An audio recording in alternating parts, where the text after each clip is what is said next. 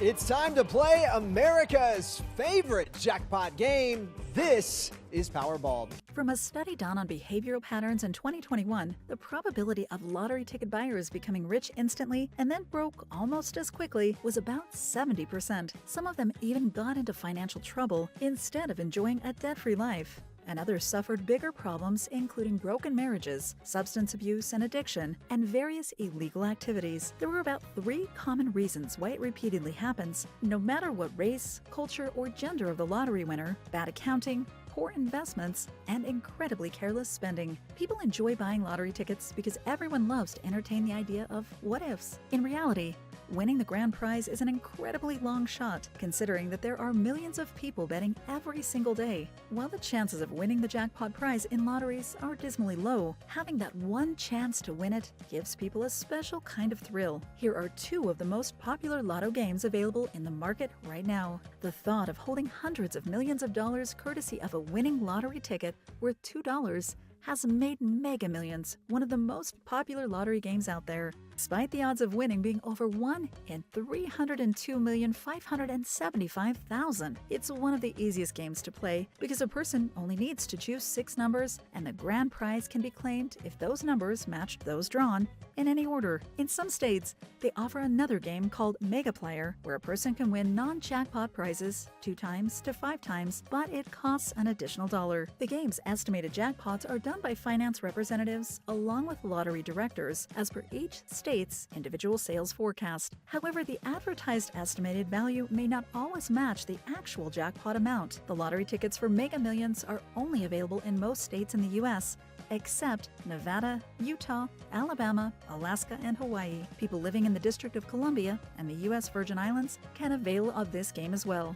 Just like Mega Millions, the Powerball lottery game is available to the same states with the addition of Puerto Rico. The minimum bet for one play is $2. A player can choose 5 numbers from 69 white balls and another number from 26 red balls, called the Powerball. The red ball can match any number included in the chosen 5 white balls. When drawn, the order of the numbers doesn't matter as long as it matched the ones on the ticket. However, the drawn white balls cannot be interchanged with the red Powerballs and vice versa. There are also non-jackpot games that can be won, such as Power Play, which is somewhat similar to Mega Player. However, the odds of winning are still an astronomical over 1 in 292,200,000. Lottery games have attracted millions of people since their inception, and in a study made in 2018, it was reported that close to $80 billion per year was spent by Americans on lottery tickets, over $1,000 per week, assuming all households, which, of course, is unlikely. A ticket may only cost $2 to participate in the game, but the players, most especially the new ones, should be knowledgeable on the basics of the game to be guided accordingly. Anyone who is 18 years of age and above can buy lotto tickets, play lotto games, and claim prize. Even non-U.S. residents are allowed to participate in the game. However, not all the states and jurisdictions follow the same rules and regulations as to how to calculate that taxable income from winnings and details on how to claim them. For people outside the U.S., it's important to be aware that they cannot buy a lottery ticket online, as it is illegal to sell and purchase them outside the U.S. Several websites offer lottery tickets online, but what they were actually offering was the chance to bet on the results of the lottery. Some people have been confused about this system and felt that they were scammed. It's not unheard of for lottery prizes to be claimed via the winner's registered email because it's allowed. However, to actually win a U.S. lottery game, the individual must be present in the country during the time of purchase. Putting a signature on the back of the lottery ticket is a must to be able to claim it. Getting the prize money as soon as possible is highly recommended by lottery officials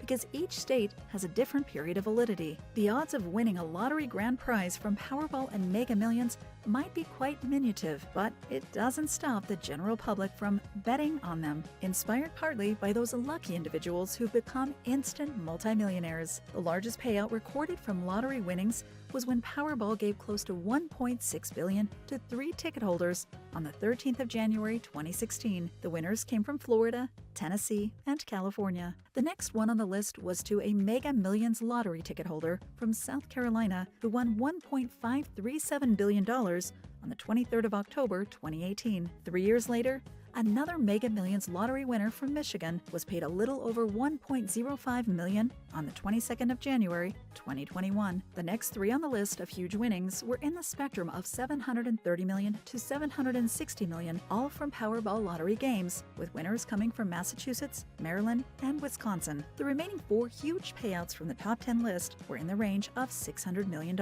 One of the many great quotes that have been passed on about money is that money is the root of all evil. It may be true in some aspects, but generally, it's the person's perspective on it that was evil, as with the many cases of lottery jackpot winners who went from being poor or average, being rich or insanely rich, and then back to becoming poor again, or worse, dirt poor, with wrecked lives. Following is a list of 4 individuals who once upon a time were multimillionaires, but no longer, and their tragic stories. Anyone who thought that Jack Whittaker wouldn't worry about finances again for the rest of his life, and even his grandchildren's lives, because of his Powerball winnings in 2002 of $314 million, were so wrong. He was involved in a construction business for 12 years and was the president of Diversified Enterprises Construction before he even won the lottery. He wasn't living a poor or average lifestyle at that point because his net worth was around $17 million at that time. It was ironic that he wasn't really into lottery games and he would only buy a ticket when the pot money was already $100 million or above. He was just one lucky man. When he claimed his lottery winnings, he chose the cash option of $170.5 million, and when taxes were deducted, he took home about $114 million. Jack did what he promised to do if he became a lottery winner, including donating to his church, helping the store owner where he bought the ticket, as well as giving money to his neighbors and friends. Unfortunately, he liked the idea of giving handouts to just about anyone. He was also robbed twice in his car. The first time, about $500,000 inside a suitcase was taken from him, and the second time he was robbed of $200,000, which was later recovered. When asked why he kept so much money with him, he replied, "Because I can." He also loved going to strip clubs. Things just went haywire in his life, such as dealing with gambling losses. His daughter and granddaughter were reported to have died from drug overdoses. The latter's body was found wrapped in plastic and dumped, which indicated that she was killed. When he was sued for not paying his dues, he claimed that some crooks allegedly stole his money from the 12 branches of banks where he had an account. To make his situation worse, he lost his uninsured home to a fire and was arrested for driving under the influence. When he died in 2020, his money had run out. Another example of what reckless spending can do to a multi-millionaire lottery winner was the story of David Lee Edwards. He'd spent a third of his life in prison for various reasons, but his luck changed, or so everyone thought, when in 2001 he bought a Powerball lottery ticket from a small Kentucky outlet. He won $27 million, but instead of sticking to the financial plan that his financial advisor, James Gibbs, recommended to him, such as investing in bonds and stocks, he deviated from the long-term plan. He could have enjoyed $85,000 a month from his stocks for the rest of his life if he hadn't sold them to fund his shopping sprees. David lived a lavish lifestyle with a huge mansion in Florida, a private plane, and an antique sword collection. However, 5 years later, he was financially broke, living in a trailer with human feces in it. It was reported that he'd spend around $10 million or more within the first year after he claimed his winnings. 12 years later, he died in a hospice with no money to his name. His daughter, Tiffany Lee, revealed that she didn't inherit anything from her father, and to make matters worse, with the millions he'd had,